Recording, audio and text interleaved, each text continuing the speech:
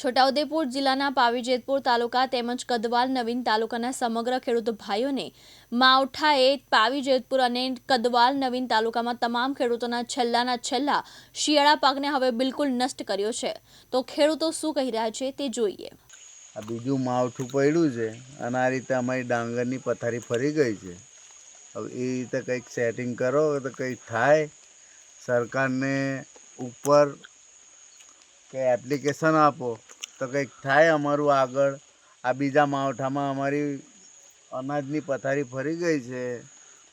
ભાઈ જનિયાભાઈ, હું કદવાલ તાલુકા પંચાયતના વડલી ગામમાં રહું છું। આ પહેલાં માવઠાની અંદર અમને એવું લાગ્યું હતું કે આ બધું ડાંગર ને એવું બધું છે તો એમાં કંઈ થાય નહીં, ખોફ ને એવું લાગ્યું હતું તો એવું લાગ્યું કે હવે રહી જશે અને અમારે પાક અમને મળશે એવું લાગ્યું હતું। પણ હવે આ ભારે વરસાદના કારણે અમારા આ ખેતીમાં બહુ બધું નુકસાન ગયું છે। હવે અમે એટલી આશા રાખીએ છીએ સરકારશ્રીને કે અમને થોડી સહાય આપે અને ખેડૂતોને થોડું વળતર મળે તો વધારે સારું રહે। અને નુકસાન તો થયું જ છે, તમે જુઓ છો એવું બધું શું વાતાવરણ થયું છે।